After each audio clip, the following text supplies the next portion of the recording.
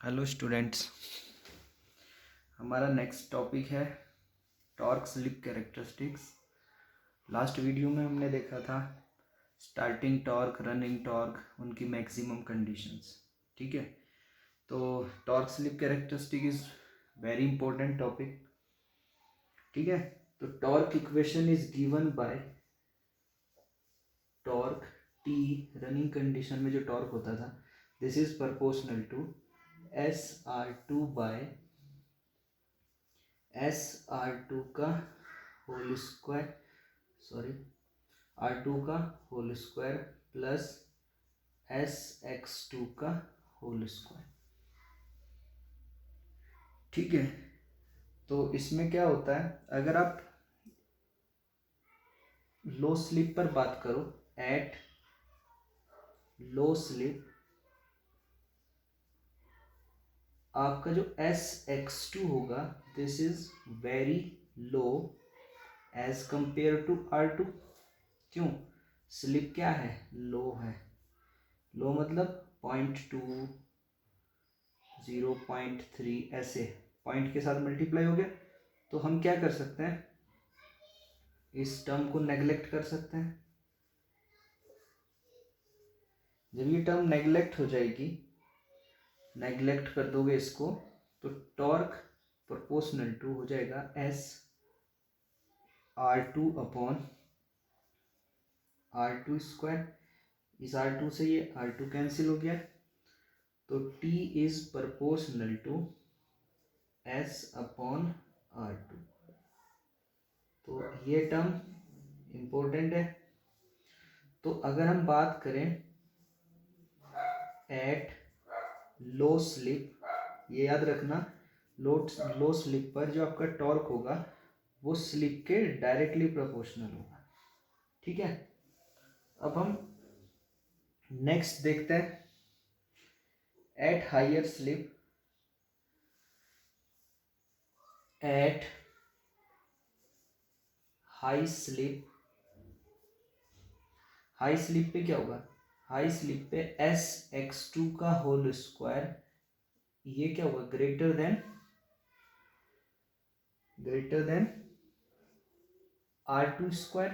क्यों? स्लिप क्या होगी, हाई होगी। हाई मतलब 0.8, 0.9, ओके, ऐसे आपका अप टू 1 तक जाके 1.0 तक। तो हम क्या कर सकते हैं, इस टर्म में X2 आपका ग्रेटर है, तो R2 को हम क्या कर सकते हैं, इसको हम नेग्लेक्ट कर सकते हैं। जब ये नेग्लेक्ट हो जाएगा तो इक्वेशन क्या बन जाएगी, torque is proportional to SR2 by SX2 का होल स्क्वायर। ठीक है, अब S से एक S कट जाएगा तो R2 बच जाएगा, नीचे S स्क्वायर है तो SX2 का होल स्क्वायर। तो आप देखेंगे torque is inversely proportional to S। कब? At high slip. तो हाई स्लिप पर आपका टॉर्क क्या हो रहा है, हाई स्लिप पर आपका टॉर्क इनवर्सली प्रोपोर्शनल है। मतलब क्या है, इसका मतलब क्या है, हाई स्लिप पर लिख सकते हैं, हाई स्लिप पर टॉर्क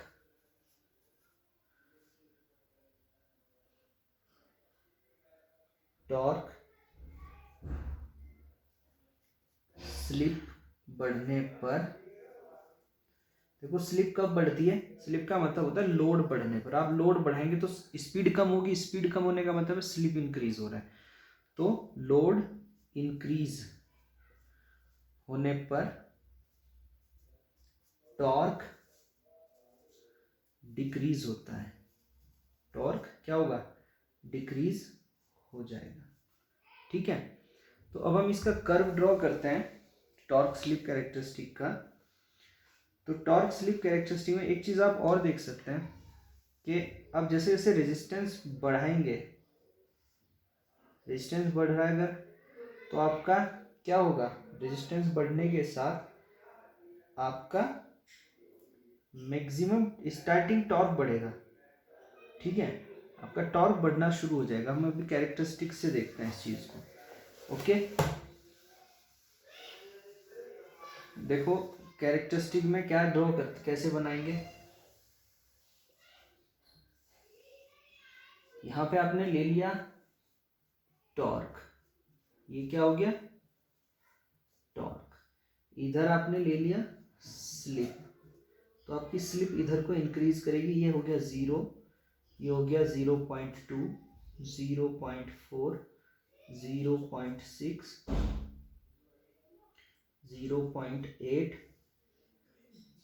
और ये हो गया आपका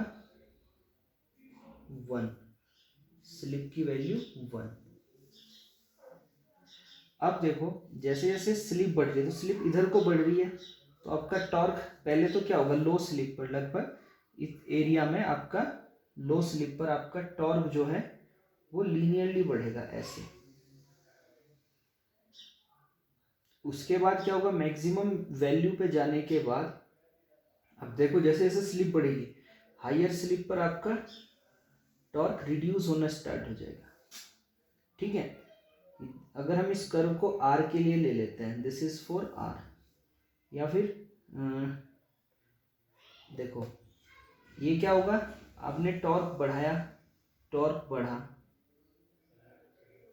टॉर्क रिड्यूस होना शुरू हो जाएगा उसके बाद हायर स्लिप पर, तो ये मैक्सिमम टॉर्क है, this is called T max.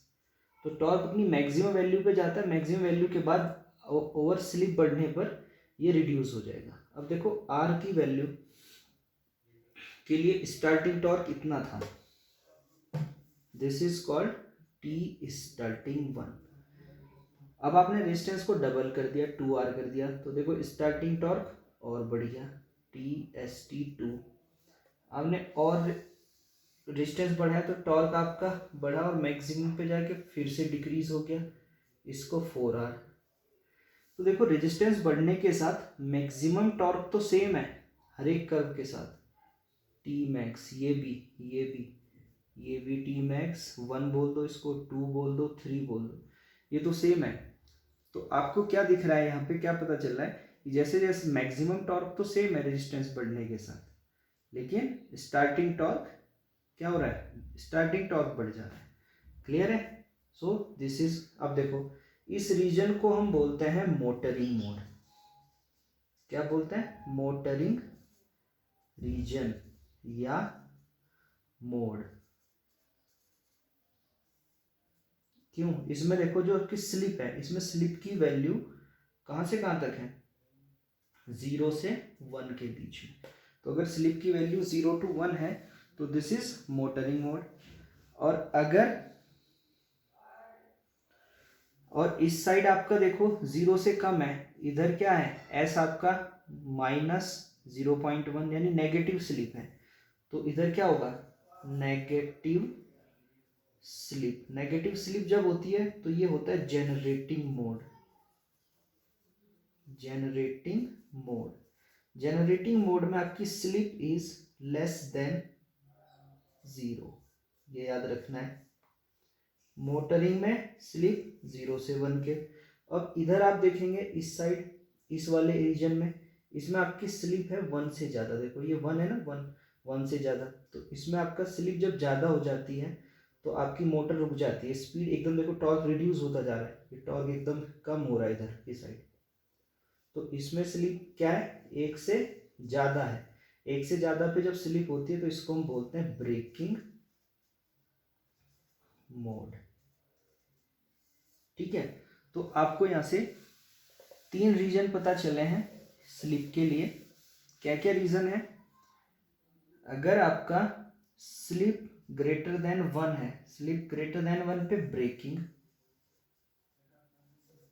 अगर आपके स्लिप 1 और 0 के बीच है तो मोटर आपका काम करेगा, मोटरिंग मोड। ये एग्जाम में पूछे जाते हैं कि किसकी कितनी स्लिप होती है, और स्लिप इज लेस देन 0 है, ठीक है, स्लिप इज लेस देन 0, तो इसको हम बोलते हैं जेनरेटिंग मोड। जनरेटिंग मोड, इसी मोड में आपका इंडक्शन जनरेटर काम करता है। कौन काम करता है? Induction generator. ठीक है, कैसी स्लिप? नेगेटिव स्लिप पे। ठीक है, so this is all about torque slip characteristics. ठीक है, बहुत इंपॉर्टेंट टॉपिक है, अच्छे से notes banana. Okay, thank you students.